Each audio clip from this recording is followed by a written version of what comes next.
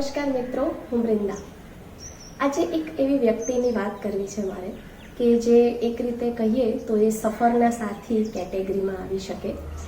આવું એટલા માટે કહું છું કે થોડા સમય પહેલાં મેં એક પ્રવાસ કર્યો હતો અને એ પ્રવાસમાં મને અચાનક જ એ સ્ત્રી મળી ગઈ હતી. તો એ સ્ત્રીની વાત કરવી છે. મેં એમને માસી કહેલું સંબોધનમાં, એટલે હું માસી તરીકે જ આ વાત આગળ ચલાવીશ. હું જ્યારે એમને મળી ત્યારે એમની ઉંમર આશરે 50થી 55 વચ્ચેની હશે, પણ એટલી સરસ રીતે એમણે ડ્રેસ પહેરેલું, એટલું સરસ માથું ઓળેલું અને આટલી ઉંમરે એમની સ્કિન એટલી સરસ હતી, ગૌર તો હતી જ સાથે નમણાશ પણ એટલી બધી હતી. એટલે એમને જોઈને આપણને 5 મિનિટ એમ થાય કે કેવી સુંદર સ્ત્રી છે. એટલે એમાં ક્યાંય ઉંમરની બાધા કે એ કશું નડ્યું જ નહોતું. એમની એ જે પર્સનાલિટી કાઇન્ડ ઓફ કહીએ, બહુ રૂજુ, બહુ મૃદુ સ્વભાવના માસી હતા. એમની સાથેની એક નાનકડી વાતચીત, બહુ જ નાની સામાન્ય ઘટના કહીએ તો પણ ચાલે, એ વાતચીતે મને એટલી બધી વિચારમાં મૂકી દીધી હતી કે જે આજે પણ મને શબ્દશઃ યાદ છે.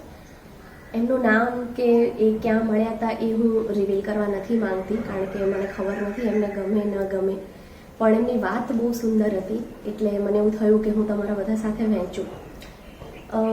એમના ઘરે સવારમાં 9-9:30 વાગે અમે બંને બેઠા હતા અને એમણે મને કહ્યું કે આ વાત મારા મનમાં ઘણા સમયથી છે અને હું ઘણા લોકોને કહી નથી શકતી, પણ તને જોઈને એવું થયું કે તારી સાથે શેર કરી શકાશે, કારણ કે તું જજ નહીં કરે. એટલે મને બહુ સારું લાગ્યું અને મેં કીધું કે હા ચોક્કસ, તમે મને કહો. એટલે એમણે મને કહ્યું કે મારી ઉંમર અત્યારે 52થી 55 વચ્ચેની છે અને એમણે એક્ઝેક્ટ કહેલી, પણ મારે એક્ઝેક્ટ આંકડા પર જવું નથી. તો એમની ઉંમર 50થી 55 વચ્ચેની, 52થી 55 વચ્ચેની હશે અને એમની રહેણીકરણી બહુ સુંદર હતી. અને એમણે એવું કહ્યું કે મારા પતિને ગુજરી ગયાને લગભગ 10 વર્ષ થયા છે. ત્યારે સૌથી પહેલું મને આંચકો લાગેલું, કારણ કે મેં એવું ધારી લીધેલું એમને જોઈને કે એમણે સ્વેચ્છાએ લગ્ન ન કરવાનો નિર્ણય લીધો હશે અને એટલે આ સ્ત્રી આટલી સુખી છે, મસ્ત છે. એમણે એમની જીવન દરમિયાન જોબ કરેલી અને એનું પેન્શન પણ આવતું હતું, એટલે ઇકોનોમિકલી પણ એવું કોઈ પ્રશ્ન હતો નહીં. એમનું સરસ મજાનું ઘર હતું ને એ સરસ એમના પેન્શનમાંથી જીવતા હતા. એટલે એમણે સૌથી પહેલાં એવું મને કહ્યું કે 10 વર્ષ થયા મારા પતિને ગુજરી ગયાને.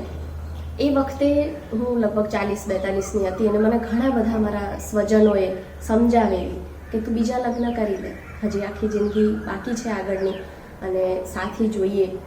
પણ ત્યારે સાચું કહું ને તો મને પણ અંદરથી બહુ જ એવું હતું કે મારે પણ કરવા છે બીજા લગ્ન, કારણ કે મારે પણ આ જિંદગીને મોજથી જીવવી છે, મને કોઈ સાથી જોઈએ જ છે. પણ અને એવું નહોતું કે મને મારો પતિ ગમતો નહોતો. એ લોકોનું લગ્ન જીવન બહુ જ સુખી હતું, બહુ સફળ હતું. એમને કોઈ સંતાન નહોતું, પણ એ લોકો બંને એકબીજા સાથે બહુ જ ખુશ હતા. એટલે એવું જરાય નહોતું કે એમને એમના પતિ સાથે બનતું નહોતું કે એવું કશું. એમનું લગ્ન જીવન બહુ જ સફળ હતું, બહુ સુખી હતા બંને, અને અચાનક જ એમના પતિ ગુજરી ગયા. પણ જિંદગીને મન ભરીને જીવવાવાળા જે વ્યક્તિઓ હોય છે એમાંના એક આ માસી હતા. એટલે શરૂઆતમાં જ્યારે એમને એમના સંબંધીઓએ સમજાવ્યા, મિત્રોએ સમજાવ્યા કે તમારે લગ્ન કરી લેવા જોઈએ, ત્યારે એમને મનમાં તો એવું હતું કે હા મારે લગ્ન કરવા છે, પણ એક બીજો પણ એવો વર્ગ હોય કે જે એમ કે હવે આટલી ઉંમરે બીજું ઘર મંડાતું હશે, અથવા તો આ ઉંમરે શું એવા ધખારા છે કે ફરીથી લગ્ન કરવા છે. એટલે આ જે બે જૂથ હતા એ બંનેની વાતો, એ બંનેના વિચારો એમના મગજમાં એક સાથે અથડાતા હતા અને છેલ્લે એમને એવું થયું, એમણે લોકો વિશે, બીજા કેટેગરીવાળા લોકો હતા એમના વિશે વિચાર્યું ને એમને એમ થયું કે ના, લોકો કેવું વિચારશે હું બીજા લગ્ન કરીશ તો. એટલે એમણે માંડી વાળ્યું. પણ એમને એ વખતે તો હતું જ, પણ એના પછીના જે 3-4 વર્ષો ગયા ત્યાં સુધી એમને મનમાં હતું, પણ એ કોઈને કહી નહોતા શકતા. અને પછી એમણે મન મનાવી લીધું કે ચલો વાંધો નહીં, પણ રોજ એમને એવું થાય કે કોઈક એવું હોય કે જેની સાથે હું દરિયા કિનારે હાથ પકડીને ફરી શકું, કોઈક એવું હોય કે જે હું સરસ કપડાં પહેરું તો મારા વખાણ કરે, એમ કે આજે તો તું બહુ સુંદર લાગે છે. એટલે આ જે એમની બેઝિક જરૂરિયાતો હતી, દરેક વ્યક્તિની એક બેઝિક જરૂરિયાતો હોતી હોય છે, માનસિક જરૂરિયાતો હોતી હોય છે. આ એમની માનસિક જરૂરિયાત હતી કે કોઈ એમની સાથે રહે. એવું નથી કે ઉંમર થઈ એટલે એમની સેવા કરવા માટે એમને કોઈ સાથી જોઈતો હતો, ના. એમને જિંદગીની જે સારપ છે, જિંદગીમાં જે સરસ ઘટનાઓ બને છે, જિંદગીમાં જે સરસ બધું જોવાનું છે, જાણવાનું છે, એ બધું માણવા માટે એમને કોઈ સાથીની જરૂર હતી. પણ છેવટે એ જે બીજી ટાઈપના લોકો હોય છે એ જીતી ગયેલા અને એમણે લગ્ન કર્યા નહીં. હવે એ વાતને 10 વર્ષ વીતી ગયા છે અને અચાનક એ મને મળ્યા છે અને ત્યારે પણ એ મને આ જ વસ્તુ કહી રહ્યા છે કે તને શું લાગે છે, મારે બીજા લગ્ન કરવા જોઈએ? મને ખરેખર આજે પણ રોજ એવું થાય છે. એમણે એવું કહ્યું કે હું રોજ અરીસા સામે ઊભી રહું અને તૈયાર થઉં ત્યારે એમ થાય કે કોઈક પાછળથી આવીને મને જોતું હોય અથવા મને એમ કહે કે તું બહુ સુંદર લાગે છે, અથવા મારે બહુ બધું ફરવું છે પણ મને એના માટે કોઈ સાથી જોઈએ છે, કોઈ પુરુષનો સાથ જોઈએ છે, પતિ તરીકે કોઈ વ્યક્તિ જોઈએ છે મને જીવનમાં. એટલે હું બહુ અવાચક થઈ ગયેલી, કારણ કે મારી ઉંમર આ પણ 2-3 વર્ષ પહેલાં બનેલી ઘટના છે. એટલે એક રીતે હું ઉંમરમાં કાચી, અને બીજું એ પણ કે આ ટાઈપનું બહુ ઓછું આપણી આસપાસ બનતું હોય છે, અથવા આવી સ્ત્રીઓને આપણે બહુ ઓછી જોઈ છે. પણ એનો મતલબ એવો નહીં કે આવી સ્ત્રીઓ હોતી નથી, એ લોકો વ્યક્ત નથી કરતા. કેમ? આપણા બધા જ જેવા લોકોના કારણે. કારણ કે આપણે પણ ક્યારેક ને ક્યારેક એમને સમાજના નામે, રૂઢિના નામે એમના અવાજને, એમની ફિલિંગ્સને દબાવી દેતા હોઈએ છીએ. પણ એમણે મારી સાથે એમનું હૃદય ઠાલવ્યું અને મને બહુ જ એક રીતે ગમેલું, એક રીતે હું થોડી દુઃખી પણ થયેલી કે એમણે આટલા બધા વર્ષ લોકોની ચિંતા માટે થઈને કાઢી નાખ્યા, એકલા કાઢી નાખ્યા. એમને જીવવું હતું બહુ સરસ રીતે, કોઈને સાથમાં જીવવું હતું. એટલે મેં એમને કહ્યું કે તમારે ચોક્કસ લગ્ન કરવા જોઈએ. કોઈ પણ કામ માટે ક્યારેય મોડું થતું જ નથી.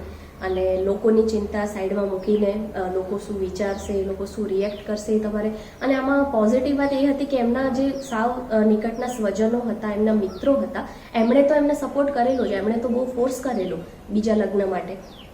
એટલે એવું તો કશું છે નહીં કે ક્યાંય બળવો કરવો પડશે કે. પણ મારું માનવું એવું છે કે કદાચ બળવો કરવો પડે તો પણ જો ઇન્સાનને એવું હોય કે મારે ખુશ રહેવું છે, અથવા એને ખબર હોય કે મારી ખુશી પર્ટિક્યુલર આ વસ્તુમાં છે, તો એ રસ્તે ચાલવામાં ક્યારેય મોડું કરવું જોઈએ જ નહીં. એટલે આટલી મારી જે એ વખતની સમજણ હતી એ પ્રમાણે મેં એમને કહ્યું કે તમે ચોક્કસ આમાં આગળ વધો, તમે લગ્ન કરો અને તમે એમાં વખાણ મેળવો, તમે તો ડિઝર્વ પણ કરો છો.